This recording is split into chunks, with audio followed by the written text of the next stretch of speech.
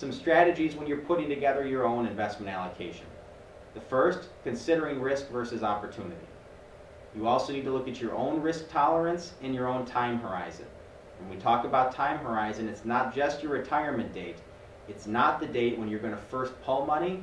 It also includes when you're going to pull the last dollar out of that account, because that needs to last that entire time. Once you have that figured out, you set your savings goal and work on paying yourself first. That's a great part about the TSP coming directly from payroll, is that comes right out of your check and goes directly to your savings, again, paying yourself first. Once you develop your plan, you want to stick to it.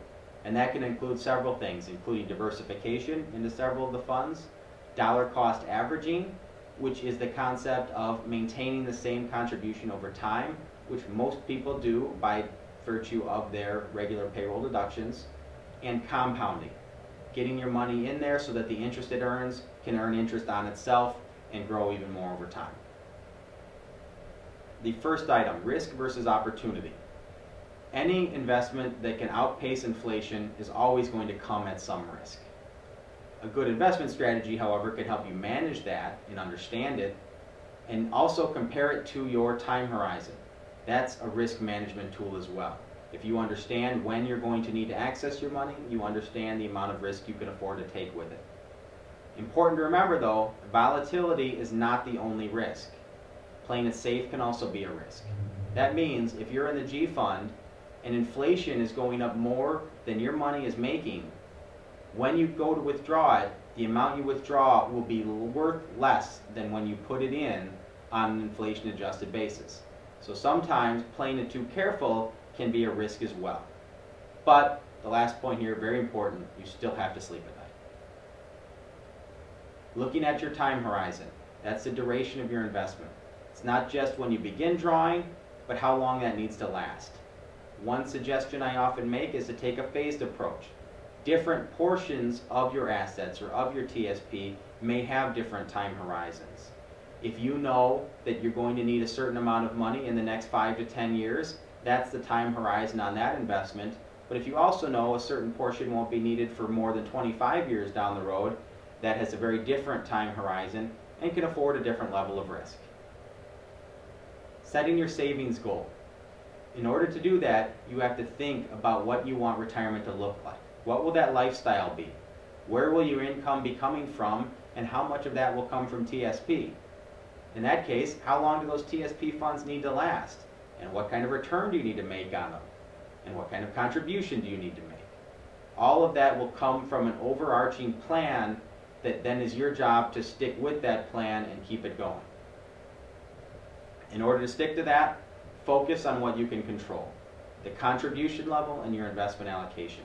You can't control the market, but you can control increasing your contribution from 6% to 8% or 10% and do more of what you can do.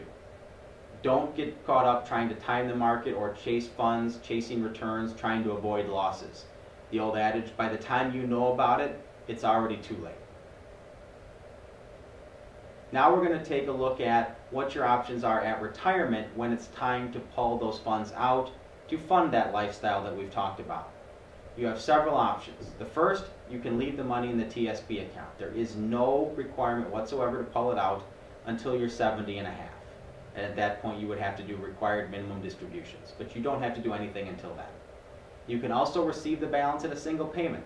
That could go direct to you, which would be a taxable event, and in many cases a very large taxable event, or it could be distributed directly to an IRA. If it's transferred to an IRA, there is no tax consequence, and you would only owe the taxes as you withdrew it from the IRA. You can also do a one-time partial withdrawal at one point in your life. That would include an age-based in-service withdrawal if you took that while working. Again, I'll go over that in a minute, but you only get the one-time partial once in your life, so make sure you use it wisely.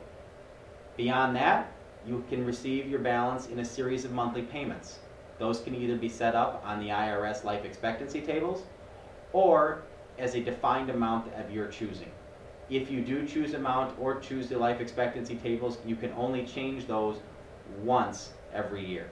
So you are fixed in that amount for 12 months once you select what it is that you choose to do. Your other options, you can purchase a life annuity through TSP. That is produced by MetLife Insurance Company, and if you are looking or considering an annuity option for your TSP, I strongly encourage you to get multiple quotes. MetLife may be the best, but they might not, and there are many different types of annuity options out there for you. Make sure you look and do your homework and get what's best for you if you go that route. You can also use a combination of the various methods. It could be a partial withdrawal at retirement, then a series of equal payments for a while until you take the whole balance out later. That's again all part of your individual retirement income plan that you've put together to help figure out how you want to pay for your retirement.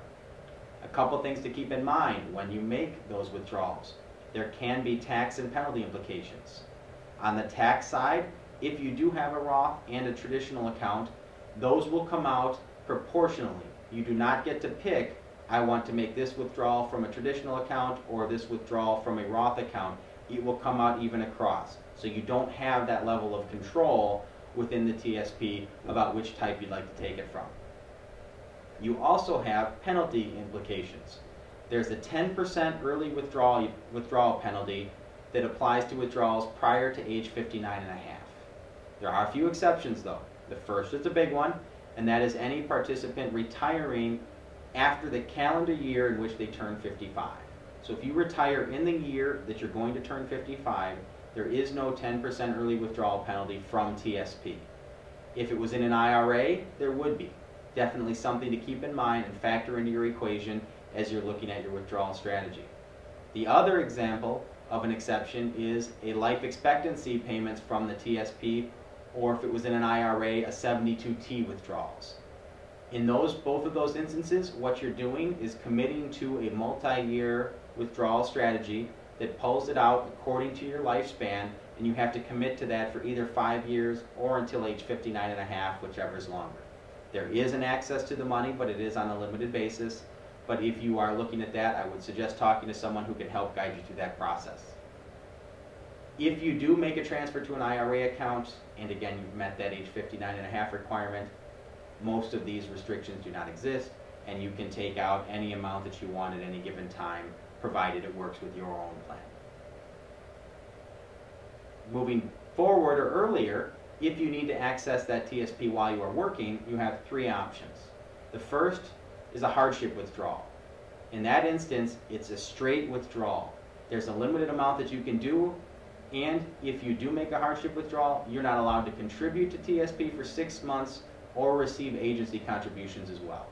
We strongly encourage you to find all other avenues before taking a hardship withdrawal. Second option is an age-based withdrawal. I mentioned that earlier. That is when you are over age 59 and a half, you can make a one-time withdrawal from the TSP that can either go to you or to an IRA if you don't want the tax consequences at the time. But you can go, if you are over 59 and a half, and make that one-time age-based withdrawal. The last option, and by far the most common, is a TSP loan. You're allowed 2 loans at any given time. One, a general purpose loan that has a 5-year maximum term, and one primary residence loan that has a 15-year maximum term. The total amount for loans that you can take is $50,000, and the interest rate charged is the G fund rate. One of the good things, however, about that interest rate is you are paying it to yourself rather than to someone else. If you have any questions on TSP or your own situation, please feel free to contact us anytime, and we'll be happy to help. Thanks.